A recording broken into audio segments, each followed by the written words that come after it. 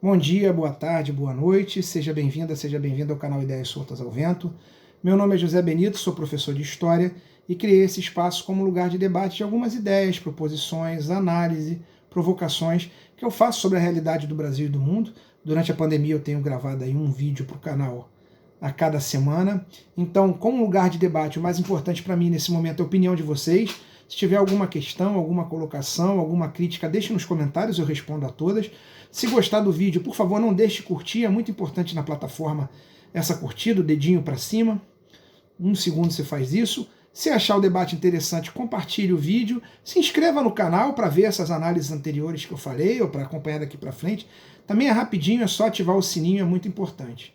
Como fala hoje o título do vídeo, a gente vai tratar desse caos transformado em normal. Na última semana, a gente tem visto uma tentativa da sociedade brasileira como um todo de lidar a situação que a gente vive, que ainda é de elevada taxa de contaminação, de uma pandemia que mata números assustadores para qualquer sociedade minimamente humanista. A sociedade brasileira tem sido levada a tratar essa situação caótica como normalidade, por duas ações, por dois caminhos. Primeiro, pelo fato de governos que antes, até alguns que antes se colocavam contra a visão negacionista do governo federal, passaram a aceitar essa visão, passaram a considerar que é mais importante a população estar na rua produzindo, independente do cenário caótico de pandemia que a gente vive, e aí tomaram uma série de medidas nas últimas 2 semanas para fazer com que a população entenda que a realidade vivida nesse momento, que é diferente da de 2, 3 semanas, mas ainda é uma realidade muito grave, é normal e que está na hora da gente ir para a rua. E, num outro lado, a sociedade que de fato tem aceitado essa lógica de maneira mais tranquila do que há alguns meses atrás. Aqueles que puderam fazer, como é que a gente avalia isso? Aqueles que puderam fazer isolamento social, que é como a gente que está fazendo, porque não foi permitido a toda a população, a gente vai discutir isso aqui.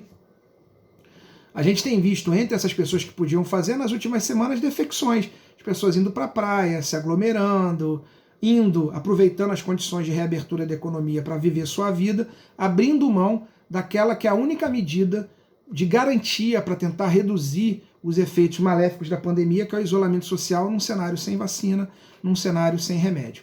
Então, por que essas ações e por que essa mentalidade agora ganham força? É o que a gente vai tentar discutir aqui, ver os cenários, desdobramentos possíveis dessas escolhas que a gente está fazendo consciente ou inconscientemente, e o que a gente, que acredita na ciência, que vai contra essa lógica de normalizar o caos, vai ter que fazer daqui para frente.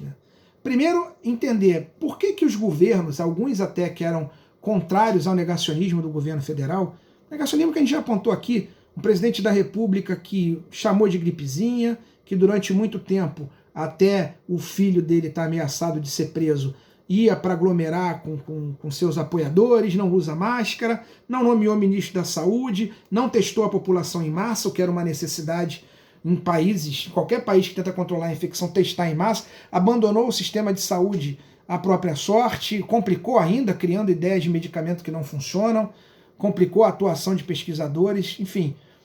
Por que esse negacionismo ganhou força essa semana? Por que a gente pode dizer ganhou força? Porque governos estaduais e governos municipais começaram a emitir uma série de ações nessa linha, liberando futebol, liberando bares e restaurantes, a gente viu a Lapa cheia, liberando até escolas. Duque de Caxias, a segunda cidade em número de mortos, com o prefeito bolsonarista, liberou as aulas presenciais das escolas particulares a partir da próxima segunda-feira, dia 6. A segunda cidade com o maior número de mortes, onde o prefeito já foi infectado da doença, quase morreu, temeu pela própria vida, clamou para continuar vivo para as equipes médicas, e parece que agora a pandemia, como não afeta ele, afeta outro, está normal. Por que essas ações foram tomadas nesse momento? E por que as pessoas estão tendendo a achar de fato ter uma certa normalidade? Não está normal, mas dá para a gente voltar a ir para a rua, ir para o churrasco, aglomerar. Daqui a pouco vocês vão escutar, está rolando um som aqui, exemplificando do meu vizinho que está fazendo um churrasquinho com gente aglomerada. Por que as pessoas estão aceitando mais fácil essa lógica? Porque a gente está num momento agora, e é isso que tem permitido isso, de uma certa frágil estabilidade no topo, chamado platô da doença. O que é isso? Graças a 2 fatores. um sistema médico, científico, sanitário, o SUS, tão criticado, tão abandonado por esse governo, graças a um SUS que garantiu que a gente não colapsasse o atendimento médico, que as pessoas com todas as dificuldades tivessem atendimento, que a gente não visse gente morrendo nas ruas. Isso criou um sentimento de que o SUS dá conta dessa realidade. E segundo, as pessoas que puderam fazer isolamento social, não as que quiseram, porque o isolamento não foi permitido, o governo sabotou o isolamento social desde o começo, né, quando a gente ainda tinha ministro da Saúde. Então, as pessoas que puderam fazer isolamento social, apesar de um governo negacionista, que não fez campanhas de educação popular para ensinar as pessoas a importância do isolamento social, que abandonou isso na mão da mídia, como eu falei, que não fez testagem, enfim. Apesar desse governo jogando contra, boa parte da população fez o isolamento social, e aí a gente garantiu uma situação onde a gente não vê mais a curva de mortes e infecções crescer, mas vê essa curva momentaneamente estabilizada em valores muito altos. Segundo o próprio governo negacionista, são 30 mil infectados por dia e 1.200 mortos em média. A gente está nesse patamar. E a partir desse patamar que tem que se mantido estável, os governos estaduais, pasmem, até aqueles que eram contra o governo negacionista de Bolsonaro, começaram a criar medidas de liberação da sociedade, liberação do comércio, liberação da economia, talvez com medo de não serem reeleitos, pressionados pelo poderio econômico e pela própria população, que, esse é um outro ponto que a gente vai discutir, a quem falta maturidade e consciência coletiva. Eu acho que nós como povo nos falta isso, para entender a importância do isolamento. Esses governantes começaram a liberar todas essas atividades. Então a gente tem uma série de ações apontando que vivemos uma normalidade. Podemos já ir para a rua, mesmo no meio do caos. E a população, por ter sido forçada desde o começo a conviver com a doença, ou por uma mentalidade pouco afeita ao sacrifício, tem entrado nessa. Vamos analisar essas duas formas do governo introjetar na nossa mente a lógica de que a gente tem que ir para a rua. A primeira foi, desde o começo, quando o governo negou proteger os mais frágeis, aqueles que desempregados ou subempregados, ou aqueles empregados em empresas pequenas, o governo se negou a protegê-los. Não criou nenhuma medida protetiva. Você pode dizer, criou o auxílio emergencial, R$600, que na verdade foi estabelecido pela Câmara, só por 3 meses, o governo reclamando do dinheiro o tempo todo, uma dificuldade, boa parte das pessoas não recebeu, teve que se aglomerar em frente à Caixa Econômica, uma tragédia mal colocada. E o governo dizendo que tem um custo muito alto. O governo, então, jogou as pessoas no meio da rua. Não precisava. Vou pegar números que eu coloquei aqui e falar rapidamente. Tem vários números, mas vou pegar só um. O governo, uma semana, ou na semana que iniciaram as medidas contra a pandemia, por exemplo, fechamento das escolas, o governo liberou, dia 12 de março, 13 de março, 1,2 trilhão de reais para os bancos enfrentarem a crise que já se avizinhava. Para banco, sem reclamar, 1,2 trilhão de reais para salvar bancos que lucraram 117 bilhões de reais. O mesmo governo que diz que está muito caro dar 600 reais para um chefe de família que não tem como botar comida em casa. Pois se esse 1 trilhão e 200 bilhões de reais, em vez de ser dado para bancos, fossem dados para o povo trabalhador, não vão pegar todo esse dinheiro não, separa 800 bilhões. Se esses 800 bilhões de reais fossem usados para tomar conta das 50 milhões de famílias mais fragilizadas, desempregados, camelôs, subempregados, empregados de empresas pequenas, 50 milhões de famílias, num número conservador, 3 pessoas por família, dá 150 milhões de pessoas, você permitiria ao governo criar um colchão com 800 bilhões, R$ 2.660 por mês durante 6 meses para cada uma dessas 50 milhões de famílias. Ainda sobraria dinheiro para você investir em pequenas e microempresas, que são quem mais emprega no país, para elas sobreviverem a esse caos. Com empréstimos subsidiados, o cara pegaria X, pagaria X, menos 30% daqui a um ano. Dinheiro tem. Só que o governo optou por salvar as empresas e não salvar as pessoas. Isso fez com que as pessoas fossem para o meio da rua, aquelas que tinham que trabalhar, e aí enfrentar a doença cotidianamente. E a nossa mente é cruel, se eu enfrento cotidianamente, se eu não pego num dia, não pego no outro, não pego no outro, eu começo a achar que não é grave.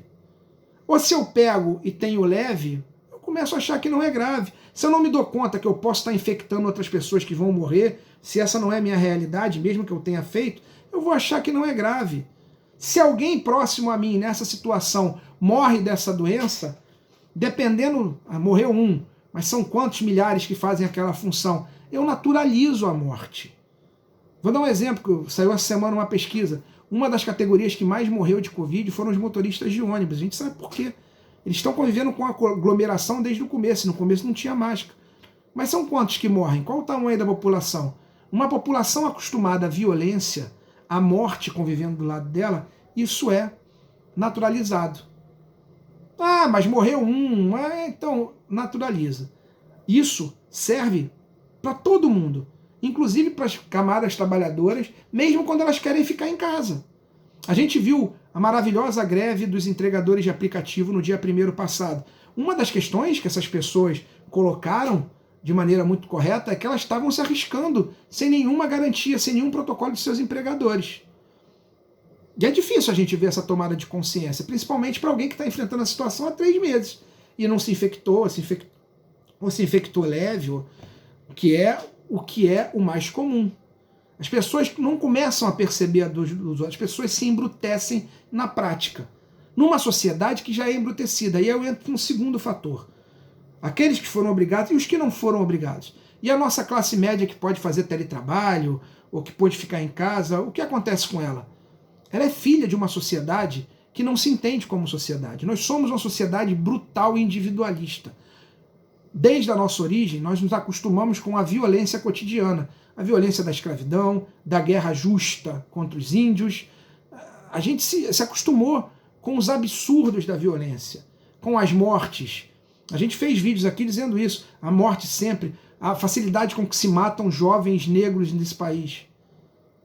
A facilidade com que gente pobre morre, por exemplo, na fila do hospital, não por culpa da equipe médica, porque não tem condições, porque os governos não priorizam a saúde pública. Então a morte é a nossa companheira. Qualquer classe que seja a nossa. É claro, se você for mais pobre, se você for mais precarizado, a morte é sua companheira do banco do lado. Mas mesmo para a classe média, ela está acostumada. Essa classe média que tem seu lugar de privilégio, ela está acostumada com a morte no entorno. Ela está acostumada com um nível de desumanidade e brutalidade maior, por exemplo, que as suas congêneres no resto do mundo. Essa classe média que costuma ser uma caixa de ressonância para o bem ou para o mal, da nossa classe média. Eu sou classe média.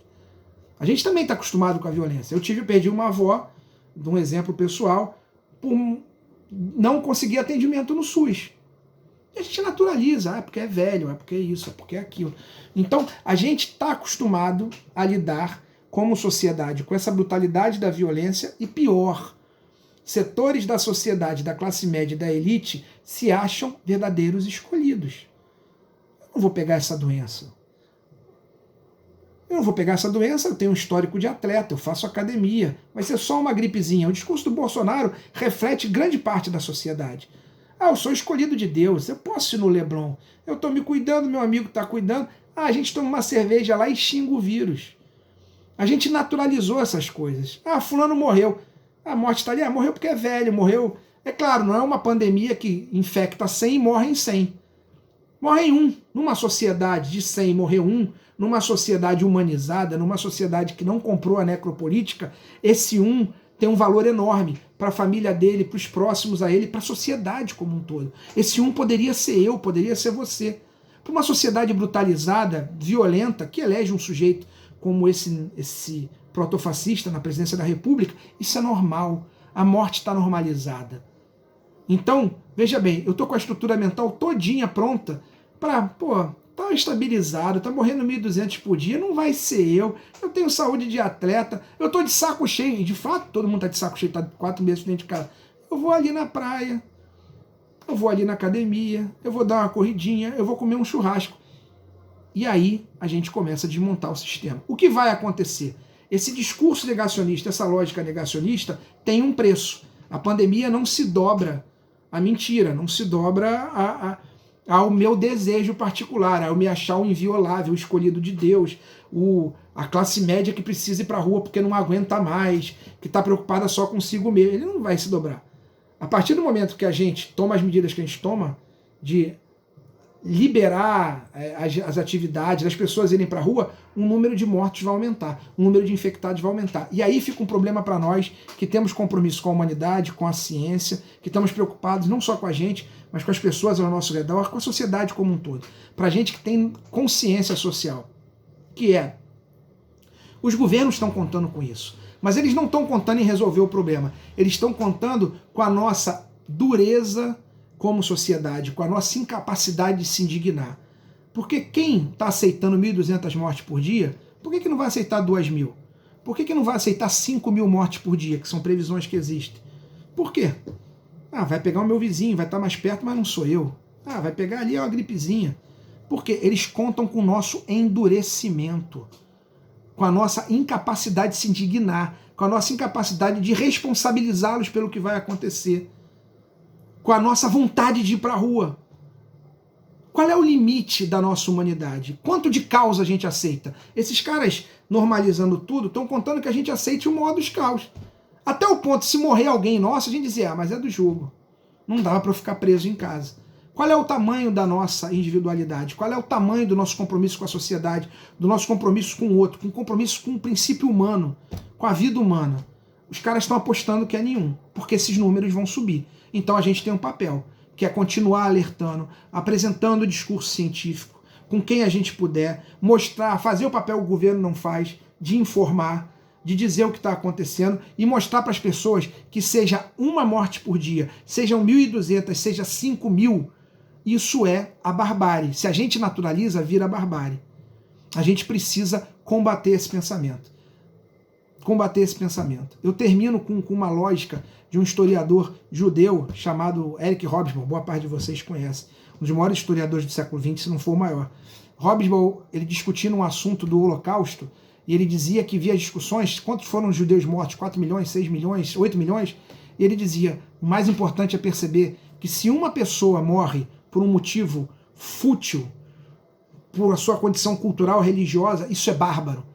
E a gente também precisa entender na pandemia isso. Se a gente aceita uma morte, porque a gente não tomou cuidado como sociedade, porque a gente não levou a doença a sério, a gente está disposto a aceitar 2.000, 5.000, 10.000 mortes. A gente não pode se embrutecer a esse ponto. Não está normal. A gente vive o caos e precisa apontar o dedo e dizer que vive o caos. Porque senão esses caras vão se perpetuar aí e vão ter vencido.